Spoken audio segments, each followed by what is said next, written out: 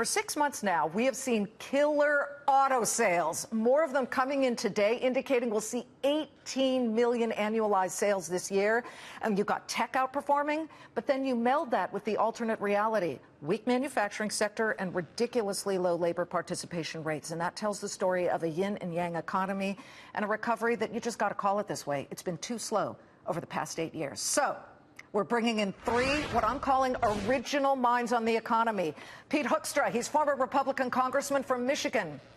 Don Marin is the former acting director of the Congressional Budget Office, also a member of the President's Council of Economic Advisors. You cannot pull the wool over his eyes when you put out your tax plans. And Peter Schiff, the CEO of Euro-Pacific Capital, always a contrarian thinker, the author of The Real Crash, America's Coming Bankruptcy. Dun, dun, dun. Okay, we have the malaise versus the vibrancy. We've got these great auto sales numbers. That means a lot to you, Congressman Hoekstra, certainly coming from Michigan. But then by the same token, we have a very, very slow recovery. What do you need to hear from these candidates that you haven't heard yet about shaking out that blockage that is in the dam of opening up our economy to stronger days? Well, I think Fox Business really has an opportunity to go after some of the real tough issues. You know, the question that I would ask is, the day you're sworn into office, America is going to be approaching $20 trillion of debt. Is this a problem? How are you going to fix it? And be specific about how you're going to address this looming crisis on the horizon. You know, you'd hear a lot of these candidates, Don, say, look at my tax plan. I am cutting taxes and I am closing loopholes, and presto changeo, we are going to have a better economy. Does it always really work like that, Don? No, I mean, it's hard to make it work, particularly when you have to get things through Congress and you see what comes out at the end. At the moment, the plans we've seen have been basically, by and large tax cuts. They continue to be large tax cuts, even if you take into account what's going to happen to the economy and a good state of the world under them. And so going back to the congressman's question, it's difficult to see what their plan is for getting debt under control. Well, look, let me throw out, say, Chris Christie's plan or Donald Trump's plan. I'm sure you've parsed some of these. Do any of them come out so-called revenue neutral, Don? I haven't seen one yet that comes out revenue neutral. Okay, folks, that is breaking news, because Don Marin is right down the middle. And you work, obviously, for a Republican president, but you were at the CBO. This is an important moment, Peter, and you look at what these people are putting forth. How would you hold these candidates' feet to the fire?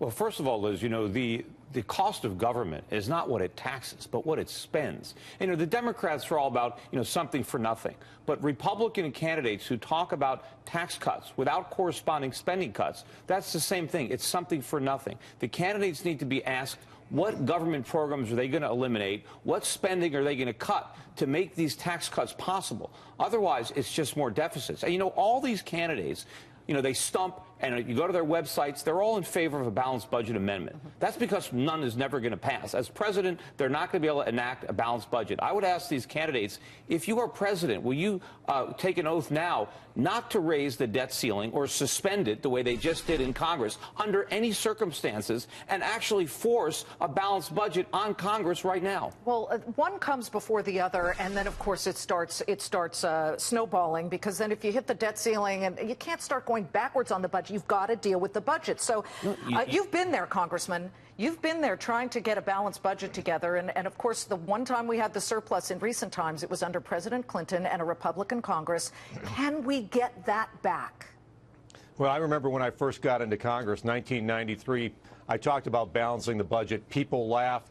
But by 1997, 1998, we actually got there. And we got there through a couple of steps. Number one, we actually reformed government. Republicans and Democrats worked together. We got the economy moving. We restrained spending. We cut taxes. But the most important thing is the economy grew. And as difficult as this is to believe, government started getting more revenue coming in than what it could spend. And that's why we balanced the budget. But the bottom line is, business had confidence in where we were heading long term, so they felt free to invest. Don, is it enough to say, all right, let's tackle the tax code, which to me seems so easy? President Obama wanted to lower the corporate tax rate to 28%, and you had Paul Ryan, who wanted, back when he was running the budget, the committee, he wanted it to 25%. So can we not meet in the middle? But is that the answer? I am just questioning you, because you're the ultimate numbers cruncher. You take the emotion out.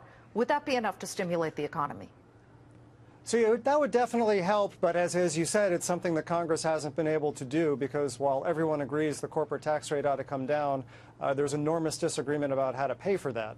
And until we have some way forward on that front, it isn't going to happen. Do you buy the, well, let's just close a bunch of loopholes? And Chris Christie was on our air saying, let's just close everything but the mortgage loophole, the mortgage write-off and charitable giving, and everything else closes. That's so easy to say, and I admire that, but you know, you've got lobbyists who are just pounding Washington, right, Don? Right. And so, I mean, the things that people call loopholes are really broad-based tax breaks. There's no way politically you could roll back tax breaks on the individual personal code and use them as a way to pay for cutting the corporate tax rate. Okay. You can't raise taxes on people in order to cut taxes on multinationals. And the tax breaks that multinationals get each have their own defenders, and it turns out it's very hard to put together a list of those that you can enact in order to pay for lowering the corporate tax rate. Peter, you have picked apart budgets. You've watched all kinds of behavior from politicians. What is the easiest thing? Because this would be my question. What is the number one thing that people could do, the candidates could do, without spending a dime of taxpayer money to stimulate the jobs growth here in the U.S.? Well, what we have to do is stop all the artificial stimulus that has led to one bubble after another. You know, your other guest talked about the balanced budget in the 1990s. Yeah. That was a fantasy based on the dot-com bubble. You remember reporting on that back in the early days. I mean, the Congress was flush with revenue from a bubble that burst in 2001. Yeah, but at the time it was real, right, Representative Hoekstra? It was not real in longevity. People extrapolated these projections into the future. We need a real recovery. We need real jobs, not what we have now, not bubble blowing, not 0% interest rates, and we need a big restructuring of the economy. Yahoo still exists, Congressman. Yeah, some of the things that did get a little frothy still are around, but do you agree with Peter? I'm sure you do not. No, I don't. I mean, it was a real surplus.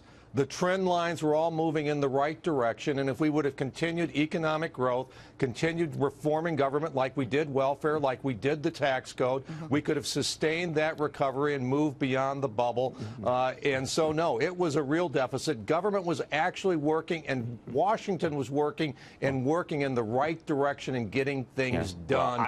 And we can come back to that. We can come back to that scenario. Yeah, it wasn't real at the time when people were forecasting surplus as far as the eye can see. I said that was nonsense. These deficits are going to come back, and they came back huge. Well, they came back because George Bush started spending, and then Barack Obama took that baton. Correct, Donald Marin? So it was a multiple factors. I mean, the peak forecast that showed all these surpluses were at the peak of the bubble, and when the economy turned down, that brought back deficits by itself, and then they were made bigger by tax cuts and spending.